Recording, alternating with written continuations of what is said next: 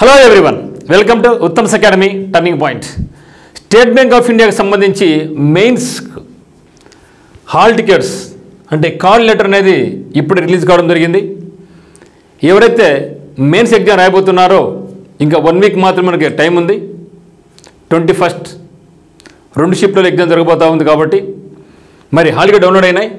So ఇంకా ఎవరైనా download చేసుకుంటే డౌన్లోడ్ చేసుకోండి. అదే మాదిరిగా వాళ్ళు ఇచ్చినటువంటి ఇన్స్ట్రక్షన్స్ అన్నీ కూడా ఫాలో కండి. ఎందుకంటే ఒక మహాంటి మీరు ఒక 15 నిమిషాలు అంతా చదవచ్చు. క్లియర్గా ఒకటి చెప్పింది అనుకోకుండా మీరు కంప్లీట్గా ఏమైతే ఇన్స్ట్రక్షన్స్ ఉన్నాయో అవన్నీ కూడా ఫాలో కండి. ఎందుకంటే ఇది లాస్ట్ మూమెంట్ కాబట్టి మరి ఇక లాస్ట్ మూమెంట్లో మనం ఏ ఒక్కటి మిస్ అయినా కూడా అక్కడ మనకి ఇబ్బంది వస్తుంది కాబట్టి మరి అవన్నీ కూడా జాగ్రత్తగా గమనించుకొని తీసుకెళ్ళండి. మరి మెయిన్ ఇన్స్ట్రక్షన్స్ మనకి ఏమున్నాయంటే ఇక్కడ మరి పాస్పోర్ట్ సైజ్ కలర్ ఫోటోగ్రాఫ్ అక్కడ ఫిక్స్ చేయాల్సి ఉంటుంది. అది ఒకసారి గమనించండి. దానిపైన సైన్ చేయాలి.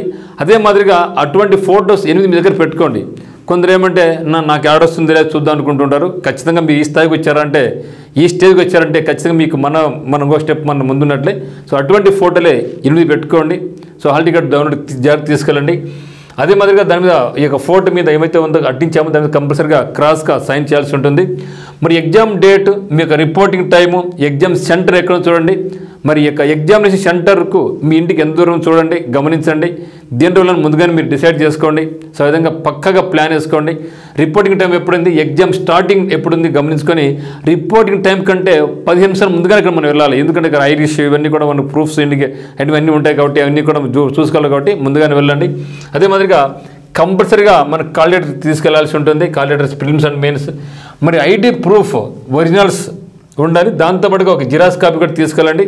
మరి ఒరిజినల్ అయితే ఏముంటారంటే రేషన్ కార్డు నాట్ వ్యాలిడ్ అన్నది జరిగింది. అదే డ్రైవింగ్ లైసెన్స్ నాట్ వ్యాలిడ్. అయితే డ్రైవింగ్ లైసెన్స్లో పర్మనెంట్ డ్రైవింగ్ లైసెన్స్ యాక్సెప్టెడే.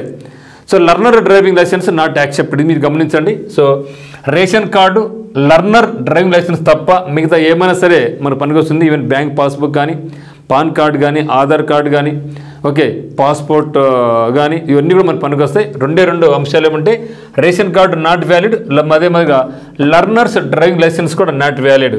సో మనకి రిపోర్టింగ్ టైం కంటే 15 నిమిషాల ముందే ఉండండి. So late comers not allowed.